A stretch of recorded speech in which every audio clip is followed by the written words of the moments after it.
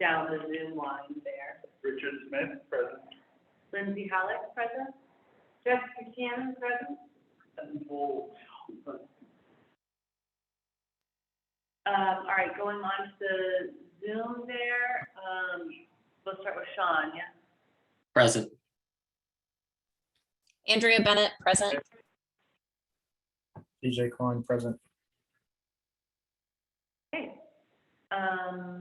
So first item that we will need to review and go over is just the approval of the October minutes. David, if you want to speak to this. Yeah, I sent a quick update, earlier today, hopefully everybody saw it. I think we just missed Andrea not being present the last meeting, so, that was the only change, I think. Make a motion to approve the October minutes. Everyone in favor, say aye, or on Zoom. Got to do that roll call individual. Oh, Because we're on Zoom. all right, I'm gonna practice here. Okay, individual, Aye. aye. Aye. Aye. Sean? Aye. Aye. Right, all nays, no nays. Okay, so the second item also requires committee action, and this is the discussion around, committee membership reappointments and, addressing gaps in staffing right now. Yeah, so as y'all know, we've got staggered terms, for the various members, strictly, but all of y'all didn't get reappointed at once, so there was some initial one-year terms with Jessica, Evan, and, Owen, Wilson, who's now one. Had a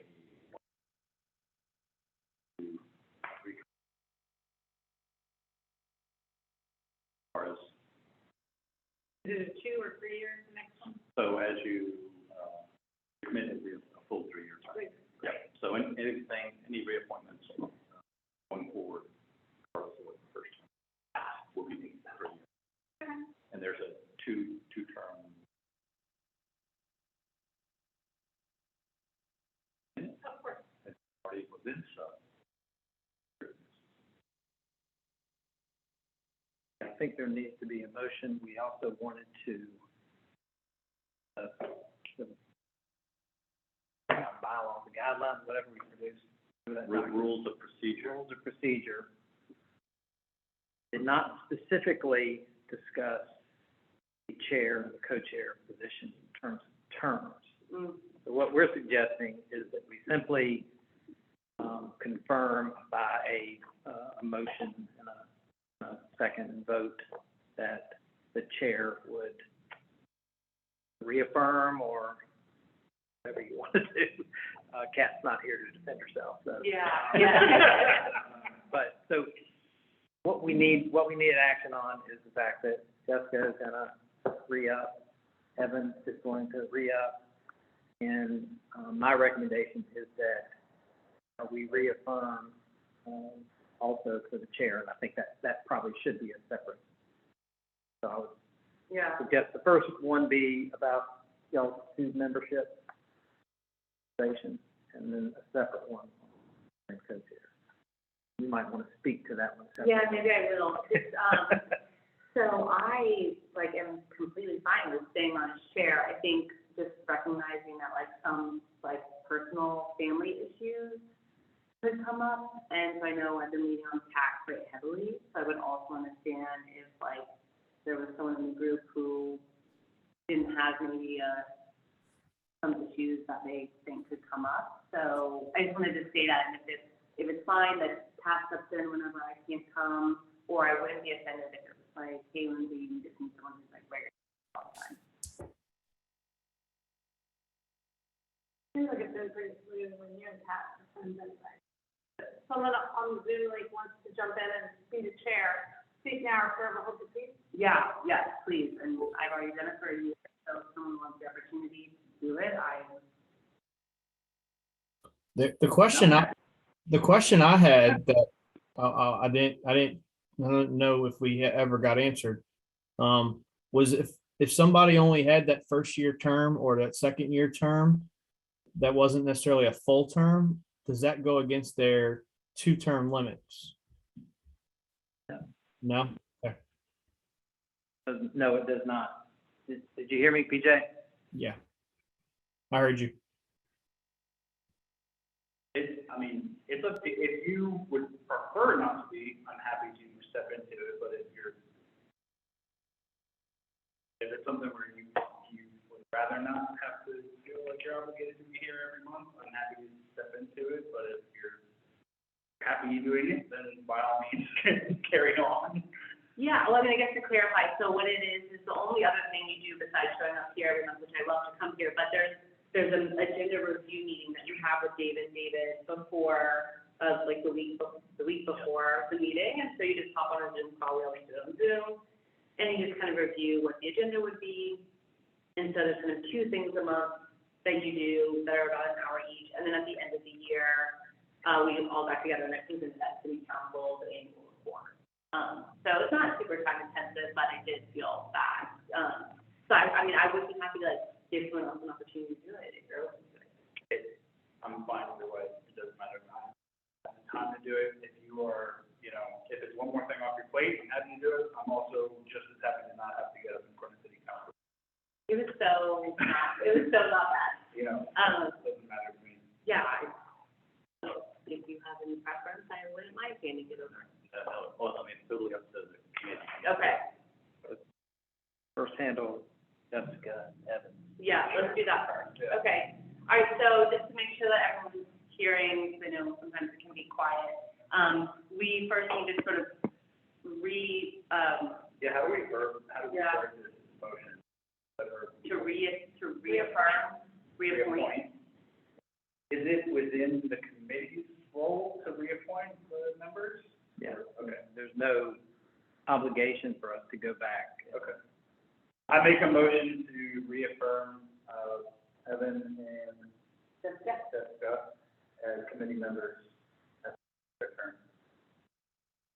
Term is over, so. Okay, so to renew their term.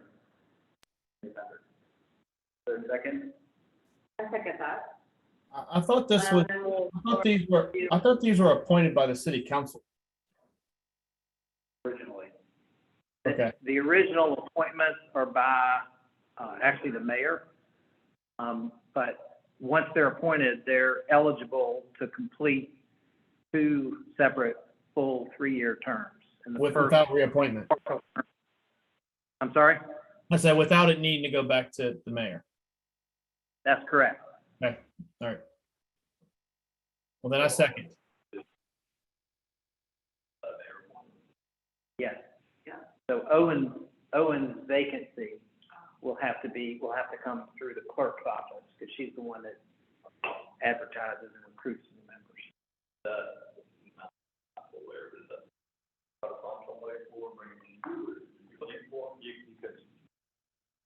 Yeah, I think,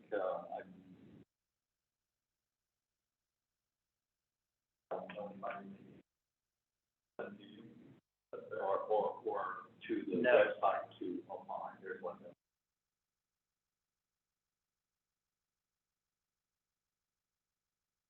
At a first and a second. Yeah. Yep. Then now we do roll call, yeah. Okay, Aye. aye. Do you vote on yourself? Aye. As an outgoing member to the next. Aye. Aye. Aye. Okay, everyone in favor?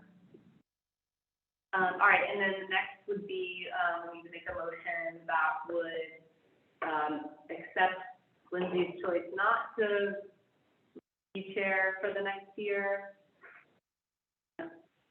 You don't need to, you just need to appoint. Oh, You don't really- all right, so then I'll make a motion that Richard should be the chair for the calendar year 2023.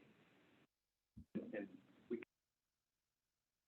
have term limits for chair, co-chair, is that something? I think that's a change to our rules. I don't really think, It's not really listed in the part, So do we want to define what that is. are we good with 1 year? I mean, One not necessarily limited, but yeah. Make We term. revisited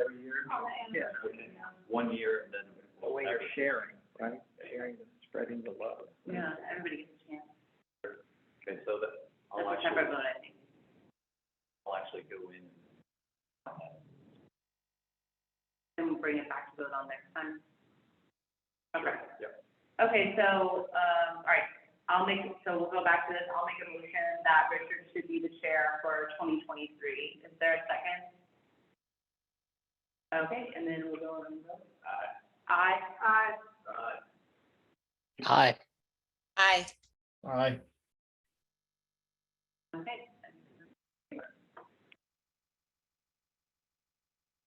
All right, well, then,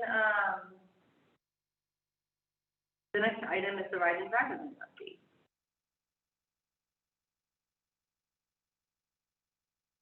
Right. So, yeah, the Ride and Drive event, I know we talked about this a little bit last meeting as well, but just want to continue to provide updates as we continue with the planning for it. I really kind of do see this event as kind of, beginning to lay that foundation of getting education and outreach, not only to our city staff who will be interested, also surrounding governments and out there for stakeholders as well as other kind of, not going to be open to the public, but will be open to our private organizations, as well as they're really looking at some of the surrounding counties as well.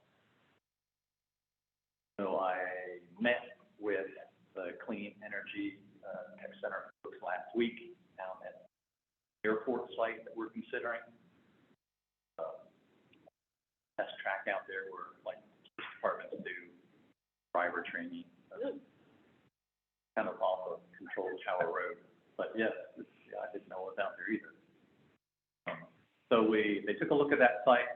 There's a few concerns about it. So I think on their way out of town, they also looked at the North Campus of Cape Fear Community College, where they do some 18-wheeler driver training. There's at the back of the campus, there's a driving pad back there. So they're also considering. Right now, the very tentative date is March 2nd. Great chance that date will stick. They may want to push it a little bit still in March or April sometime.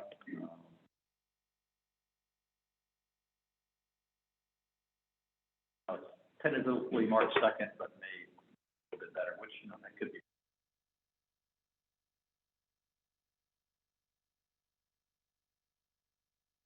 I know we talked about some of us maybe having a role. I'm definitely not going to be in town that week, but. Depending on, I'll definitely keep y'all posted. That date firms up, but they're looking at having like a morning session and then an afternoon session. So that having like a sign-up sheet that whoever's interested in coming will have a certain number of slots open in the morning and slots in the afternoon. There.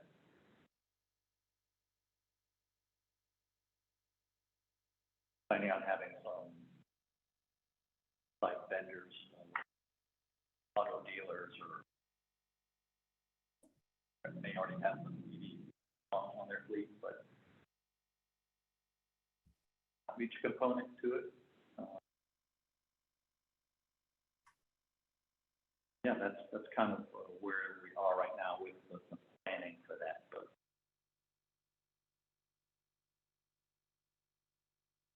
I'm getting some internal work as well, as far as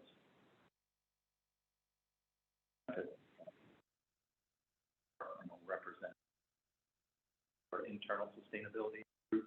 And discussions not only for this event, but also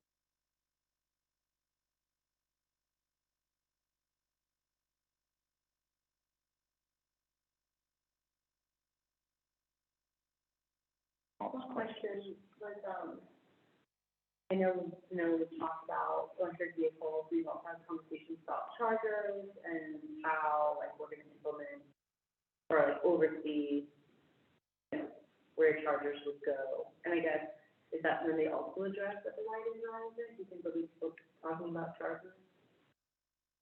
I think particularly if there's gonna be some other city, representatives there. I know like they had an event in Charlotte, or in Raleigh, and some of the Charlotte staff brought some of the,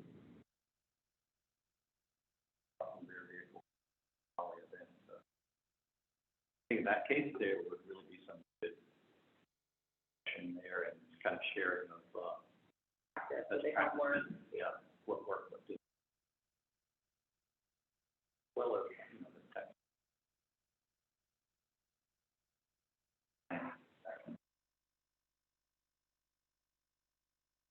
Share best practices.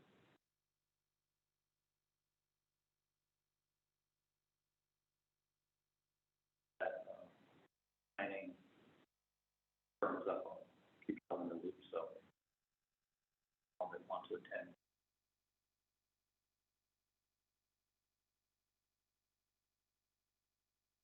They should kind of, you know, begin.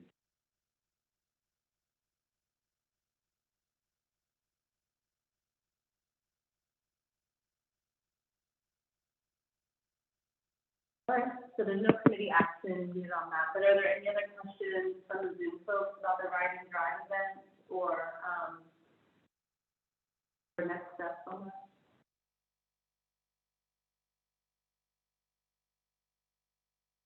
All right, next is the update on the energy efficiency project. Take off on this again.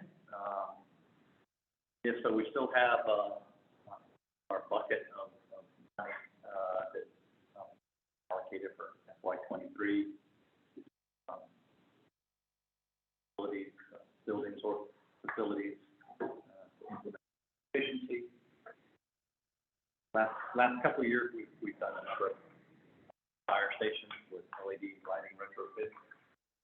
One of the areas that are going through this greenhouse gas emission, this last year kind of really helped us identify some of our outdoor area lighting.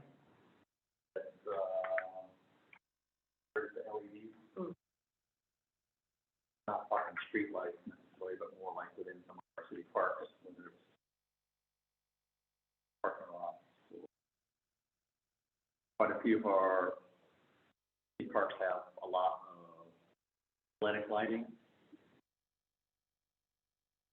The money in my budget, lighting and it would meet the needs of these are.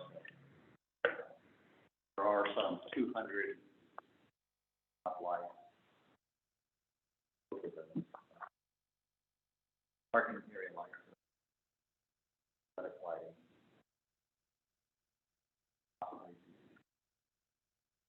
With Duke Energy.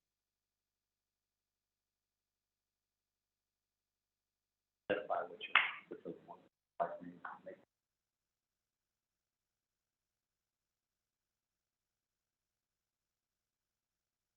Basically going into the budget, you get a fixed amount each year, and so you don't have to pre-identify projects, so you have the ability to.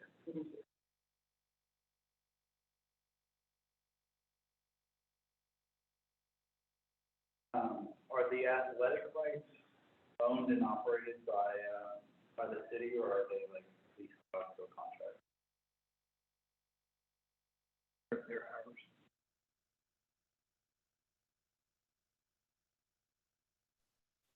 Have we looked at like the athletic, specifically the athletic lights? Have we looked at a partnership with Duke Energy to convert those versus owning them? I mean, it costs more money in the long run, but it's better than not doing it at all. That was the biggest load, if I recall, for Legion Stadium. Yeah, absolutely. We'll be happy to come back with more information about the athletic lights. I do know that they are looking at some conversion, which is separate from Dave Ingram's budget. It may be part of one of the Parks Bond projects from several years ago. But let us kind of corral that information. We'll bring it back in a future meeting.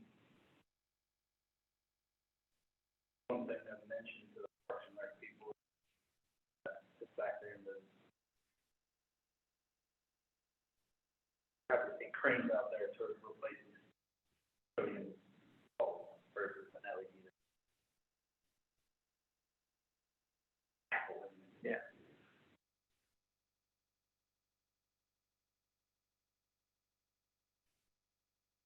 Um,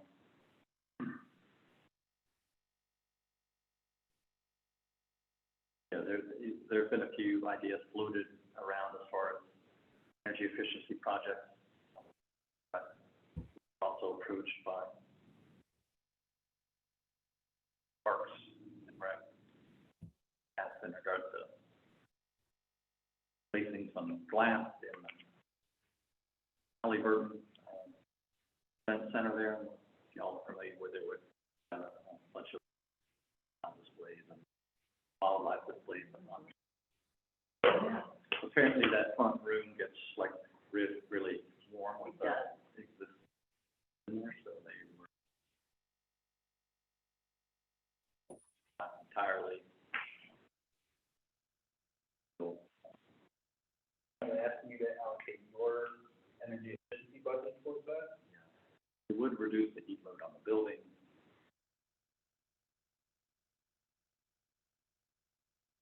On the fence about that was another possibility. You know, it's a small building over there. Not one of our very high on the list.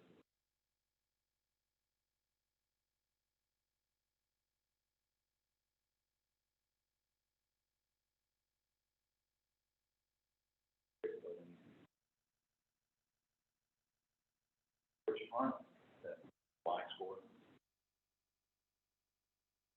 Now, granted, we don't really have that for that area lighting either, but it would be kind of beneficial just to kind of clean the lighting list as far as taking steps to replace 80% of the lights or area.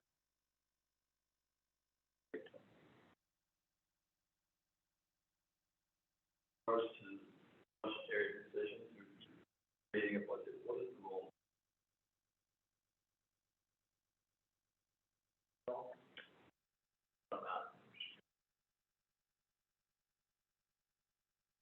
Yes,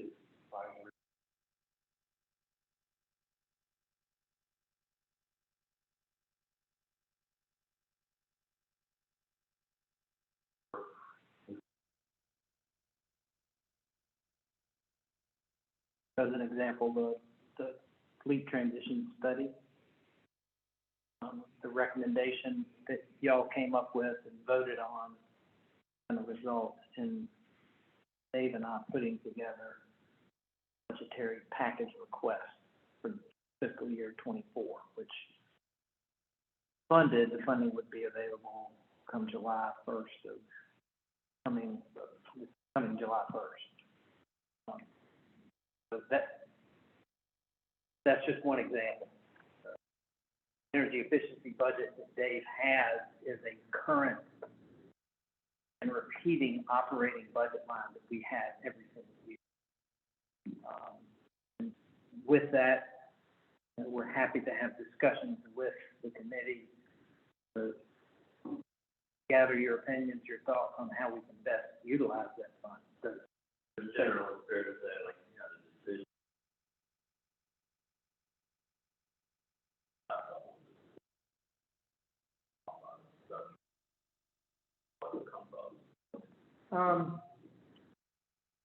Not sure I follow your example, but I would say that it's in our interest, as this committee exists, to make sure that we're keeping you informed about what it is we're doing, especially with energy efficiency budget. Said when we were talking about the fleet transition study, I think that probably, since we haven't made a whole lot of gains, kind of that side of the equation, that's a huge lift. It doesn't come easy.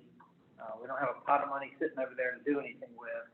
It's got to go and compete against the other interests that are presented as part of the budget process. But that is the path. That's the you know, if we don't readily have a budget available, that's the path we gotta go through. Well, let me take that back. That's the most routine path. There's always other paths depending on interests and things like that. Does that help? Yeah. Kind of very much about getting away on our,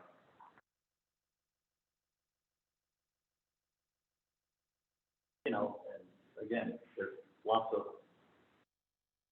potential federal funding coming for this efficiency, legal rectification that we're really trying to stay on top of. As well as a lot of those now are coming with requirements to borrow and just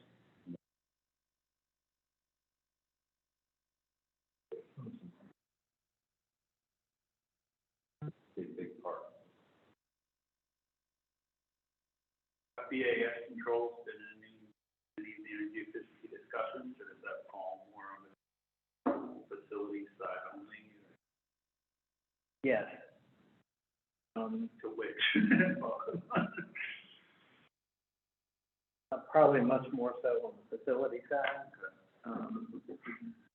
We've got the AS systems now, the latest one was installed just across the street. 5 or 6 facilities being asked. We're considering, the next one in Parks Maintenance Facility, which is under design right now. The question about that one is just the size. Right. And the investment and the expense for that level of a system for the, you know, it's a relatively small facility. So it's there's gonna be an economy of scale that we're gonna consider in the other major facility where that does not exist is in this building, and I don't know if there's one in Harrelson. Other city building across the street. But those would be considerations. That, I mean, at least to my mind, that would be a recommendation of through your under through.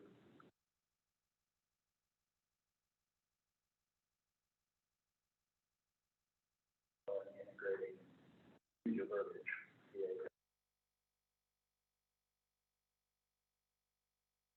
I think it's pretty easy for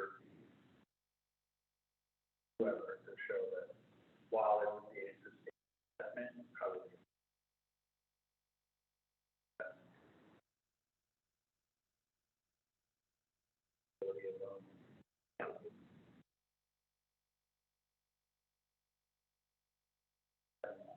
$70,000, which is not like bulbs. 70-ton chiller for hours is probably.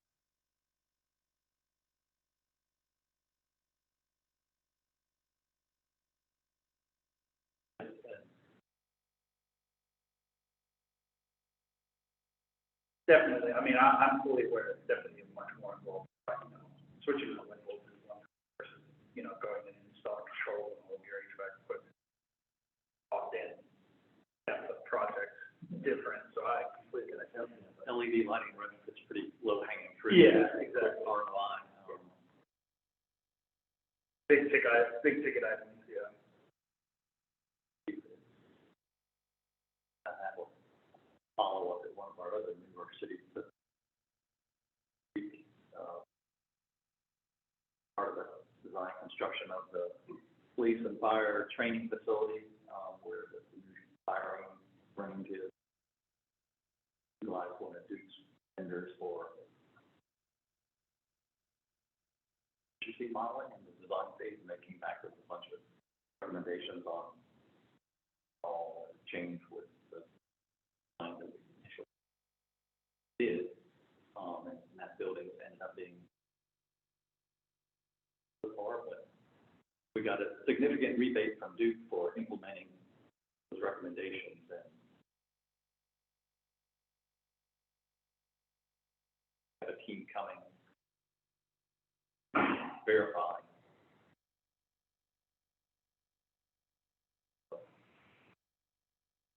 So not only doing things via system, but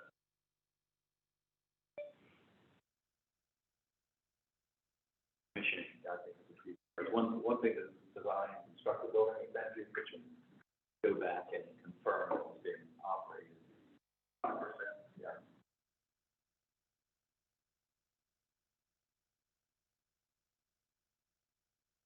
There were many bars with the green stuff, like that. They could validate the building. Yeah, I thought it was actually.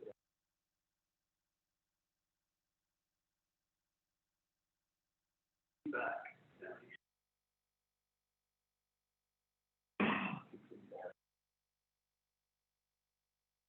Yeah. Interested in knowing too, I mean, we'll kind of just lead this into maybe the next item, but, you know, as Duke is gonna have to meet like a 1% demand management goal. It'd be interesting to know how they intend to work with customers on ways that they can help them meet that goal. So there might be some customer programs that come out of it. Yeah, absolutely.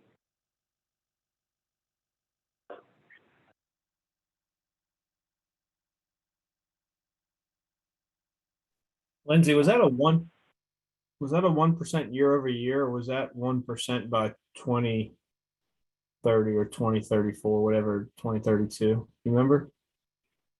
Yeah, sadly, it was a 1% by 2030.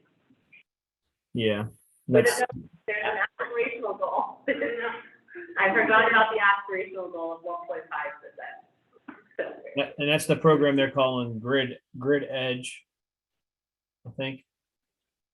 Yeah. Well, Grid Edge has pre-existed, but yes, it's like also, Grid Edge is also about demand management, but also about like bi-directional, like, so also like using, you know, helping customers use electric vehicles as battery storage when necessary, but yeah. I mean, the city opts in EE and DSM, so I would think they opt in. I don't know if they have the option to opt out because you're not considered an industrial user. So I mean that you're paying into that, so you should be trying to go after those rebates where you can.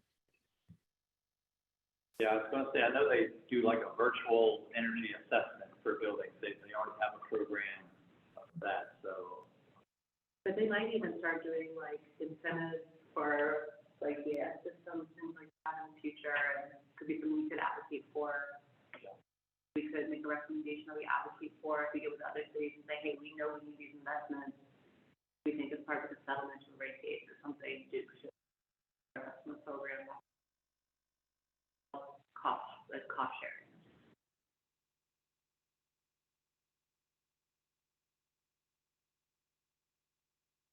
Yeah. Yes, anyway, that's kind of where we are with our energy efficiency projects. I'm kind of in the process of taking that spreadsheet that I provided and really kind of want to be able to house that in where you guys can edit at any time. I've got it on the website. Google Doc or something. I'll never want to take a look. It's me, you know. Feeling like running some numbers on energy efficiency. Yeah, but I do try to update that email.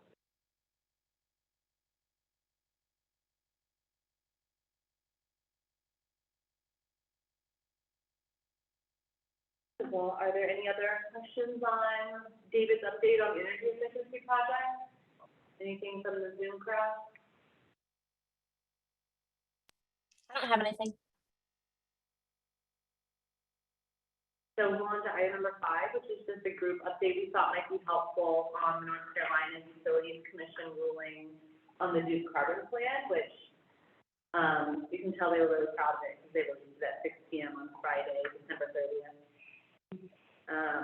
So I don't know, David, do you want to talk to this first, or I'm also like prepared to give? Yeah, I'd love for you to talk to it a bit.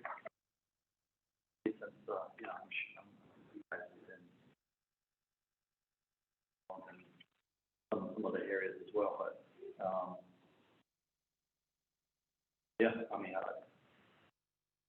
so they kind of, they, you know, they do have some, I think, short-term kind of wins on here. I've read through things and listened in on some other comments from here in the state. I don't know if anybody else is, you know, listening in on that, but they do talk about, you know, retiring coal plants by 2025 and that kind of thing. You know, they're still very much about capital assets.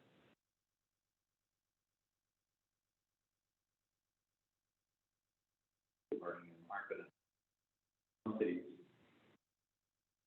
strict 2030 goal of 100 renewable energy by 30.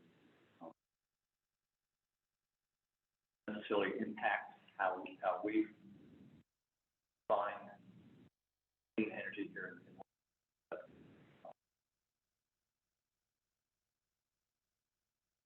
look down that process. Mandated 2030 goals. Need to implement fossil fuel energy and put it more.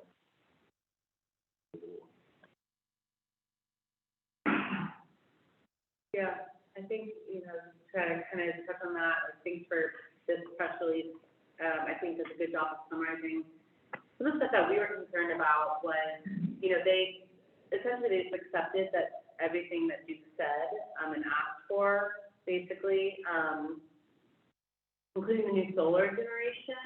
And the problem with that is that basically the commission accepted the rationale for why solar couldn't be more, which was like interconnection issues. And the, you know, when Duke was talking about interconnection issues, they were basically assuming that interconnection would never get better, that they would be able to interconnect the same as like the rate of solar at the same rate all the way through to 2030. And we're saying, well, no, you should be working to improve on getting, you know, getting more solar on the grid faster. And so I think, you know, the commission did direct them to kind of come back and talk about how are we going to improve interconnection and transmission issues. And so I guess there's room that could go higher, which I will certainly, solar will certainly be pushing for, but also I think, you know, stakeholders like the city of Wilmington should be pushing for because it will get us to meet our goals faster. And yes, retire coal-fired generation units. The biggest thing, of course, I think everyone was disappointed in was the direction for more gas. And, you know, I think there's a few ways to approach this, which is that we know, like science stuff that tells us that we have to reduce methane if we're going to avoid some like the worst impacts of global warming. And basically the commission accepted Duke's rationale that the legislature did not intend to regulate methane because it wasn't included, and so they basically said, yeah, methane is not under the scope of the carbon plan. And the problem is, you know, we have to reduce methane, like just because the North Carolina legislature said that they didn't think it was important doesn't mean in reality it's not important. But also, as David alluded to, you know, Duke makes most of its money off of the return on equity of big capital assets. And so that they're allowed to recover the cost of those assets plus a little bit more from ratepayers. And if, you know, in the future there's federal legislation that regulates methane that would not allow them to use those assets to the full, like their full productive life, you're essentially saddling ratepayers with quite expensive capital assets that have to be paid off when you're not going to be able to use them for the long period, so they become stranded assets. And so as ratepayers, right, we all spend a lot of money with Duke Energy, especially the city of Wilmington, that's something that we should all be concerned about because it'll be filtered down through rates. Which, you know, then of course, like increases the tax revenue that the city has to yeah. And then, yeah, everyone was disappointed about energy efficiency, you know, with this, like, accepting Duke's target of 1% load when multiple models that were submitted by other interveners showed that they thought you could do a lot better on that. We talked about a lot here, energy efficiency is like the best, the win-win for everybody, and so that was quite disappointing. Can you context that? Where is the thought that energy efficiency? So it would be like basic demand management, so the same thing we talk about here, the less energy that you have to produce makes it easier to meet 100% clean energy. Sure. And so, interveners in the docket, before wasn't one, but, SNAP, and then I think also the Attorney General's office submitted a model. And maybe one other group, but they both submitted their own models on, how to meet these goals. And both of those models found that you could do, I think, like 2, even more % energy efficiency, and that would, help them meet their goals without having to invest as much in gas, for example. But is that coming from the customer side, or is it coming from how the grid functions? I think both, which we tend to come with like reducing transmission loss, but I think if they would be in the form of customer-facing programs where they would, provide taxes, or not taxes, but like rebates and things like that for people. Some of the things we've taken advantage of. Yeah.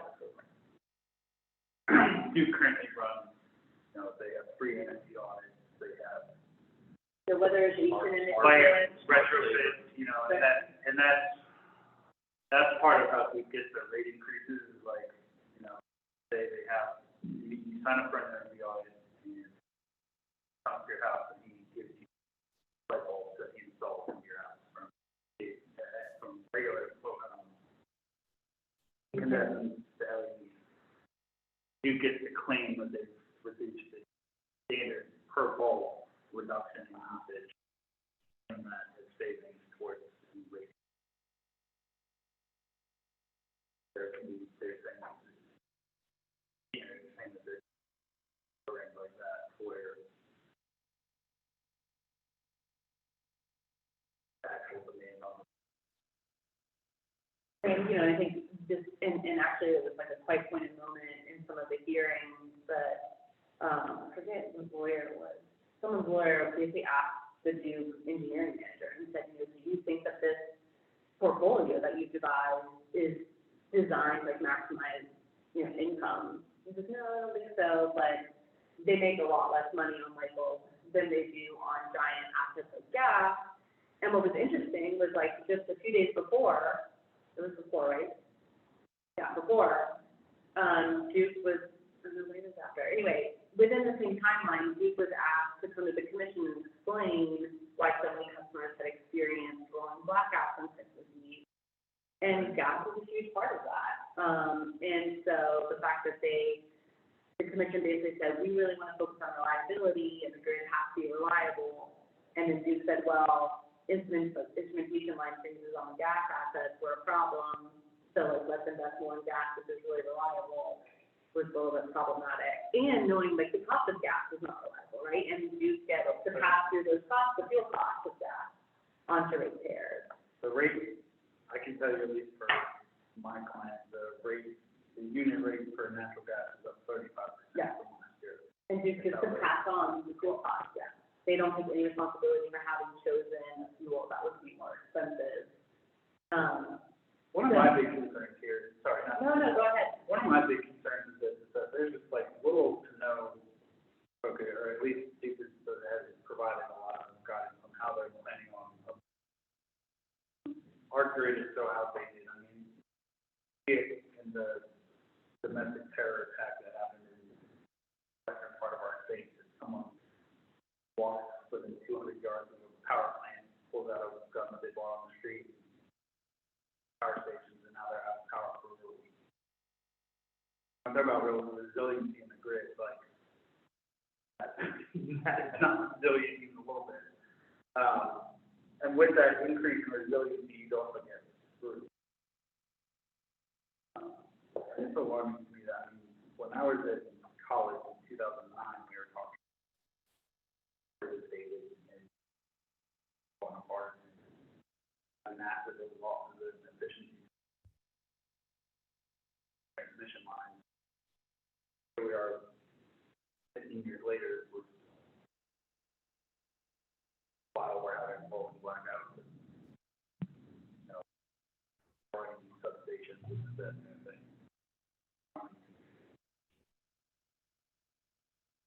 And I think to that point, one of the things that it would be smart for us to consider when we talk about like recommendations for advocacy. So now the carbon plan will be merged with the IRP process, and so in September, Duke will have to bring back a carbon plan IRP that will address things like the Inflation Reduction Act and how they will leverage those funds. But the other thing is, like, for example, the rate cases are going on right now. And so sort of, we're intervening in that, in all four of the rate cases in North Carolina and South Carolina. And our biggest ask is for a good transparent distribution planning process. That would, you know, include like listing capacity analyses that are transparent and the data are open to folks. And all of that information cities can use to better plan for how we're gonna bring all these chargers and these electric vehicles into town. And so you have this kind of two arenas where I know we have a little bit of a history of intervening or submitting comments in IRPs, but as we start like considering ourselves as a ratepayer and also, you know, things like distribution planning where it's about the money that they need to do that, it might be worth considering getting the band together for the rate case. Absolutely, you know, I think this is all relevant to the group as a whole in regard to IRP, carbon plan, comment period opens again and has some lessons from the last public comment. We're able to do, and,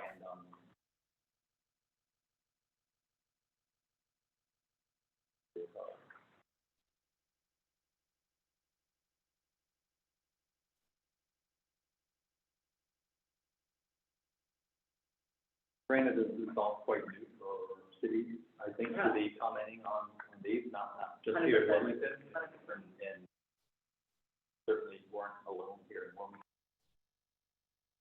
Talking about the city hall, so. Yes, like the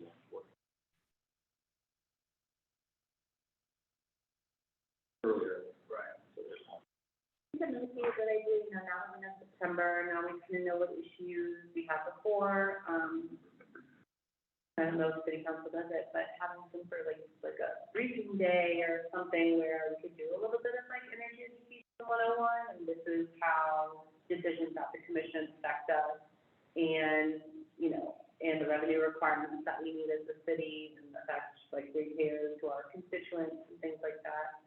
I would certainly be open to like explaining, or we could have fact sheets that would have to be long, you know, just a little session on, hey, these are some of the burning questions in energy right now, and we thought it'd be helpful if you guys have this information going into the decision period.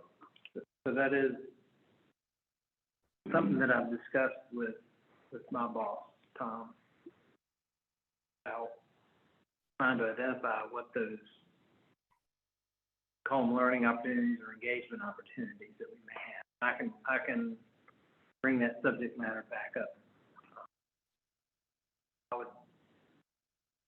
I would suggest too that another way just to think about this issue in the context of this group is to look at what the goals are for the city. We were there listening to the discussions at council meetings. One of the biggest goals they have right now is affordable housing. Programs like winterization, things that bring down the energy cost burden for homeowners, it just plugs in so nicely to what the other goals. Right. It's just it's a perfect complement to some of the other goals that they have. I think if the approach is coming, not excluding what our report says, but also acknowledging Two that, birds, one stone here, yeah. I think Yeah, but that's- it's outside of our scope. Say again? But I said affordable housing and personal people's energy bills is outside of our scope. Not saying we shouldn't do it. I'm just saying our charter does not say go make energy cost cheaper for every person living in the city of Wilmington.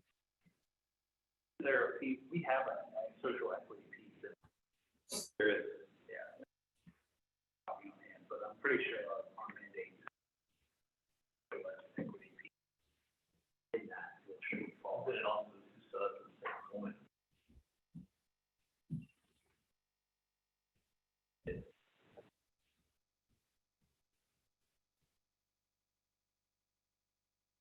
But I also think, I'm not trying to put y'all in a position that you're necessarily out of scope, but that's our job, Right. you know? Mm-hmm. We can help provide that link. Because, you know, we're city staff, we're you know, a little bit more in tune with what the strategic goals of the city council are. We can help bridge that gap and make it not just relevant about what the ad hoc task force says, but also about what the goals, the overall goals of the city. I think it's critical to start in like in my other like world with the same with water, which is that like utilities are housing, right? If you can pay rent that you can't pay your electric or your water bill, you don't have affordable housing. And there are many ways that you can get kicked out of your housing because of that. And so, I mean, I think like, you know, to your point, maybe then like an education day is on, you know, we take advantage of the housing conversation and we're able to come in and talk about, you know, clean energy and the decisions, you know, the choices the city makes in reducing like revenue requirements through its energy decisions or however you think we can fit in. I just think I think it's clear. I felt it when I was giving my report. There are a lot of juicy topics there, and I don't know that anyone noticed that they were juicy topics, you know, and I think to like fully engage or want to know what questions to ask, you do have to have some base level of like where we're at right now, and I think it's not been the prerogative of cities before, and I think only now does it feel like it needs to be. So I would love to talk about those opportunities. I agree. I mean, the way I feel about it, whether the city council decides to take our recommendations or not, okay with either way, so long as they're making. That's my big thing, is like, if you disagree with me, then that's your choice, but I want you to make it forward. I want that to be informed disagreement. I want the information. The time that you're making your decision. If you don't endorse this letter because we don't hold on to do that. If that's their choice, then that's fine, but I want them to understand what the implications of that are beforehand, you know, I fully understand what they're before they say that. That's where I find the value, making sure that city council is educated.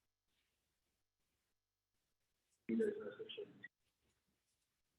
What they are, more cognizant they can be. It's not intuitive, like none of this is No, intuitive. yeah, You know, it's so- not stuff that you just, you know, you just watch the weekly news and you understand. The weeds, yeah. Yeah. Exactly. Question. Is there any, there's a time, but is there any awareness or energy? Yeah, that's one of their big things is, like that they, no worries about the stranded asset argument around gas because we'll be able to transform them into hydrogen plants in the future. And, you know, I think there are a lot of feelings about hydrogen, a lot. But I think that, you know, it falls into the category, like there are unproven technologies that we don't know yet, like same with small modular reactors. And like, it's a little bit, you know, we should have. You can hang your hat on, hang your hat on something that hasn't been developed yet. Yeah, and so I think that's the biggest argument that a lot of entertainers have against the way that they were talking about hydrogen. Like, you can't justify gas and tell us that you know you'll be able to turn it on. I don't know that. Right now. And that's, if you can convert, but in my view, in a different, hydrogen is the future. Nowadays, it's just not scale. Yeah, it's not scale. There's massive investment going on in the southeast. That works.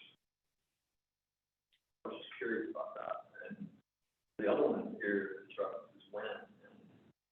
And this is informational, but what, we're generating wind off our coast.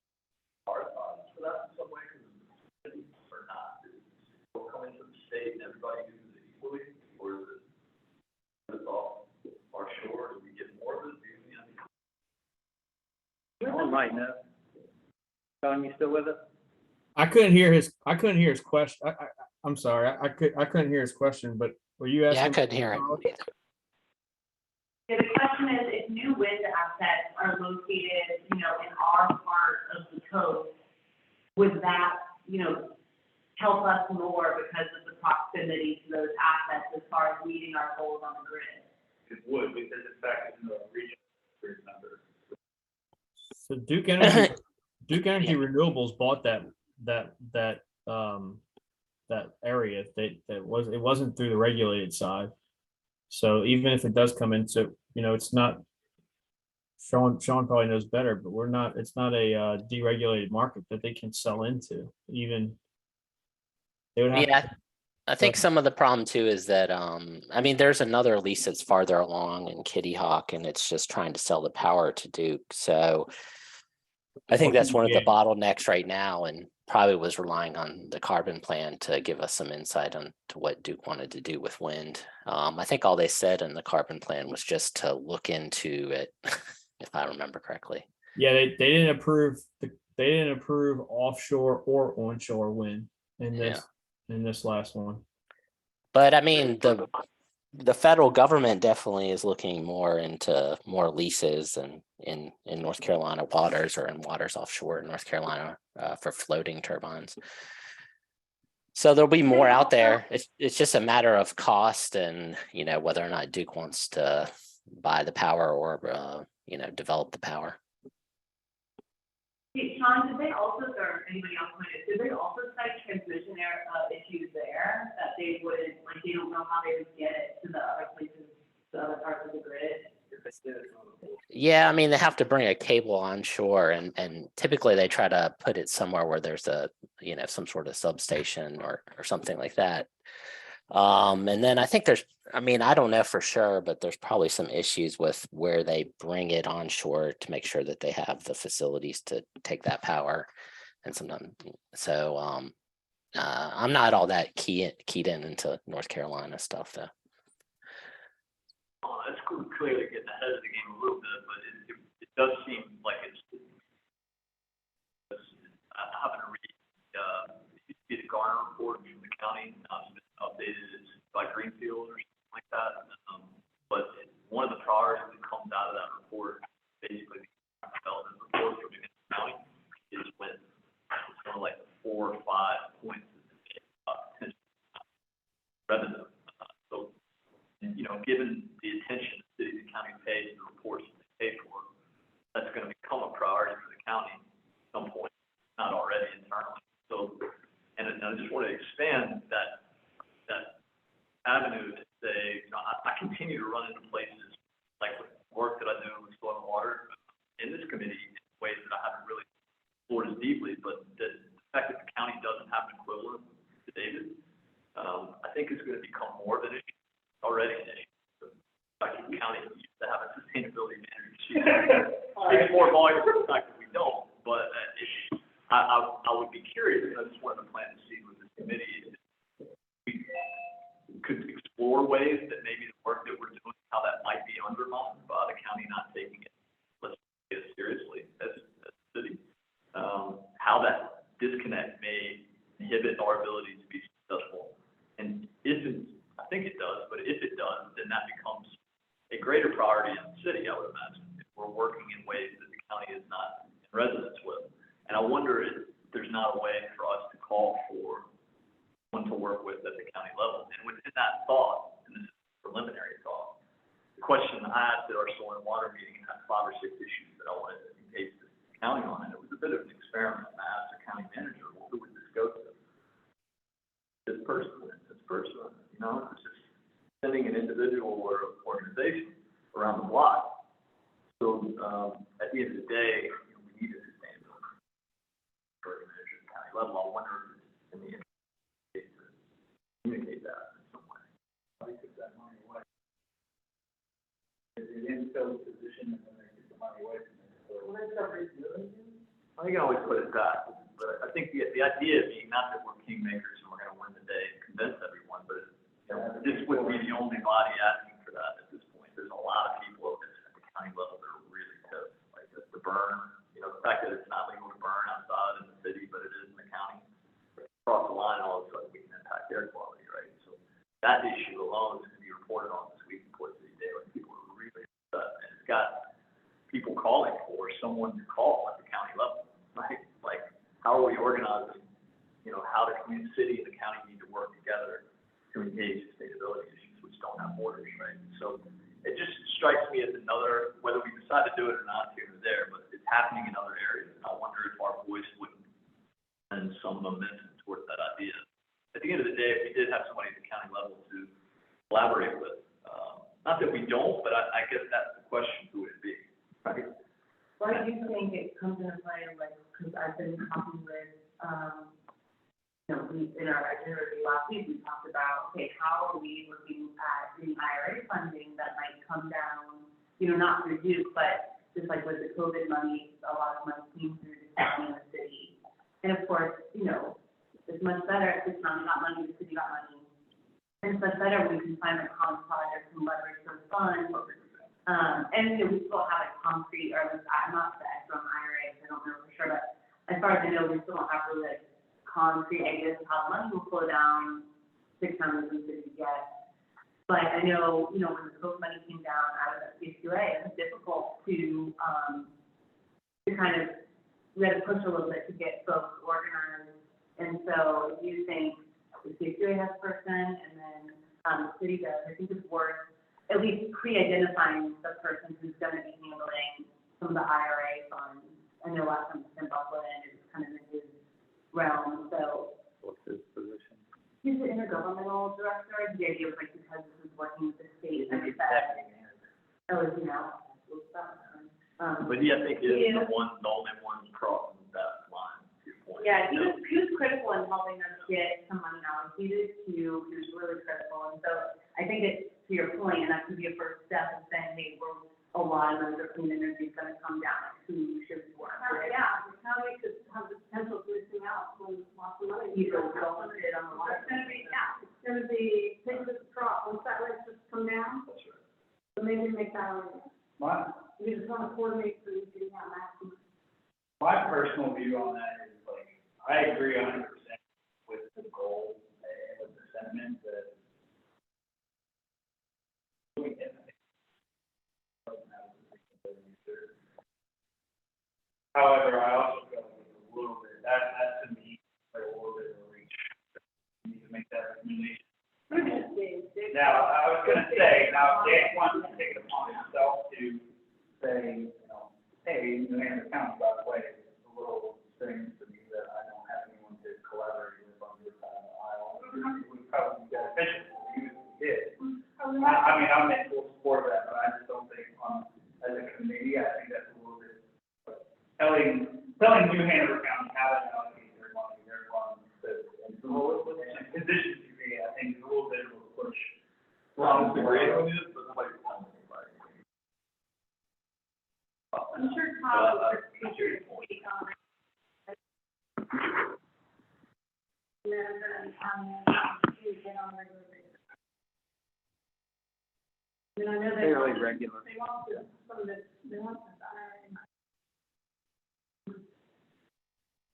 You know, we kind of ran into, you know,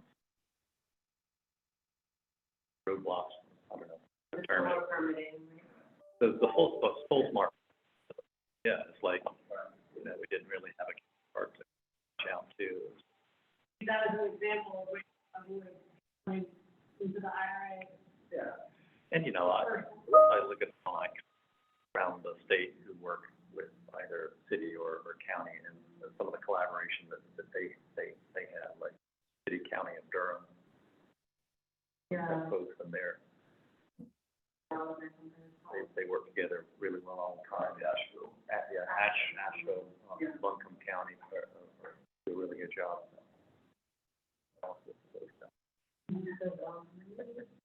So Yeah, well, I think, it might be a good opportunity to, just because I know from our experience with the COVID funds that came down last time when we it was, the money is pre-allocated pretty fast. So it's a good idea to just start figuring out, maybe share projects they already have, and the planning department is also good. And I guarantee you, other municipalities and counties around the state are, we're like stepchildren, and we're not, it's gonna hurt us. And even today, the advisory committee raised it. What do you think? It's that perhaps on lobbying people, but it just seems like common sense. And the explanation when I gave the county on the history of it, it was that the former sustainability positions used as sort of compartmentalized a bit, like the evaluation wasn't a full-on sustainability management, it was more just a lot of the building sort of things, facility management, which they felt reasonably probably in that scope that it could be. So I think the issue is kind of, it's always been there, but it's kind of come back with a different lens, in regards to all ESG knowledge, all the things in the world now. So it would be great for the county to be on record on this plan. I'll notice that there are other ones. Yeah, and this, the whole IRA, they're building this ship at sea in Raleigh. They don't know, so the first job of the federal government is getting it out the door. They're building that ship at sea. And the next ship being built is in Raleigh. How are we gonna? So this is unprecedented, it's a brand new program, government, they're used to everything, it's the same, there's all new stuff. So making sure that the county has a voice, I think it's gonna be really, really important. And I don't, they've all got portfolios already. Maybe they're not making this through, and I'll mention this. There's so much more at stake than just sustainability, that role. Yeah, and I think I mentioned earlier that environmental justice component is going to be a big part of a lot of that funding around this time. So, what can you do to, impact the community as a whole, particularly the 40 communities? Which are overwhelmingly in the city. Also, when your city overlaps 70% of the high level collaboration. Everything, but particularly things like sustainability. I think PJ had something. Oh, yeah. yeah, I just wanted to go back to the carbon plan real quick. I think it would be good if we could kind of get some overview a little bit from Duke Energy, if they'd be willing to give us have a conversation, or at least just give us their thoughts and feelings on this. The other thing, as it relates to the carbon plan that was pointed out a couple of times in the order that was dropped, was about the reliability over Christmas. And yeah, I understand, Lindsay, the stranded asset argument on gas. And I don't know how to solve it, but reliability can't be compromised at the expense of a carbon plan. So that's something that is impactful to not only people, but employers, and then which then trickles down to employees. The other thing that I wanted to just clarify is that Duke Energy did not give or Duke Energy was not given the amount of solar they asked for in the carbon plan. They asked for 3,100 megawatts. I think they were given like 2,350 is what the Utilities Commission awarded. And what's interesting in my perspective from that is all of the commissioners on the Utilities Commission are Governor Cooper appointees. And that seems to be a very pro-renewables commission. So I don't know the reason why they went below what was actually asked for, but the Utilities Commission recommendation was lower than what was asked by all the interveners. including public staff and Duke Energy as the owner. So So, we followed up on that, TJ, and it actually, it just was communicated differently. Duke Energy asked for 3,100, including the 600 and something that they have to procure this year that was already decided upon in the IRP. yeah, And when the commission was saying additional, and so they didn't include 600. so they gave, that was so it was the full 3,100?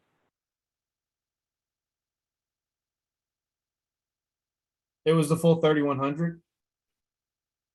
Yeah, because the commission only said additional because they didn't include the 600 that they've already directed to procure as a result of dockets from last year. Okay, I didn't know that. I'll have to ask. I didn't see, did they put out like a revision? No, it was like in the weeds of the section and I had to follow up with the like top solar guys here who clarified it and then everyone else confirmed that it was true. Okay, yeah, I'll follow up with you offline too, because I didn't see that. And I saw a chart that was put out there about what each intervener had asked for, and that's what it showed was the Utilities Commission offered more. Either way, I think reliability and costs are obviously the two important components, and they're both mentioned several times in the order. And it'll be interesting to see what the dockets that come out for the Christmas reduction or rolling blackouts they had. I know both FERC and NERC are already investigating it, but you know, this is kind of timely with this carbon plan coming out as well. So it'll be interesting to see what the end result is. I still think it's still ways away or years away before we get anywhere, especially with the new carbon plan coming out in just 9 months.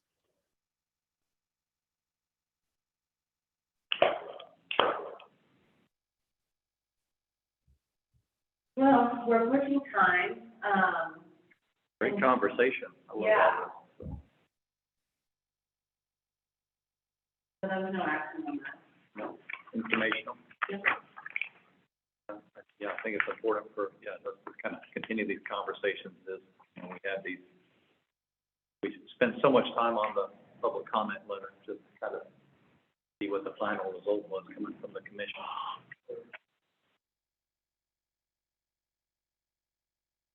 So I guess we just would move to adjourn. Second? Okay, we don't have to. No, we don't. We don't have to. No. Okay. Where is our ad? We'll be carrying. Thank you, Andrea, Thank you. PJ, and Sean. Yeah, thank you. Y'all have a good one. Thanks, All right, everybody. Goodbye. Bye-bye. Bye. Everyone?